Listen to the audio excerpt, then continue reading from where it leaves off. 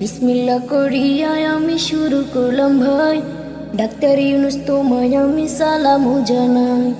চুলদাড়ি কালো করিয়া দরবেশ বাবা যায়, একটুখানি গিয়া বাবা দরা খাইয়া যায়। এবার তবে 14 শিখের ভিতরে ঢুকে থাক, ওদের সাথে সাথী হবে কাদের কাউয়া কাক।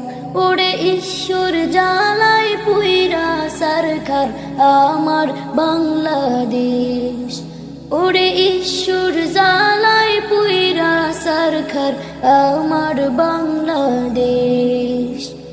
লাইভে এসে কি বললেন প্রিয় আজহারি, বাংলাদেশে আসবেন নাকি খুবই তাড়াতাড়ি।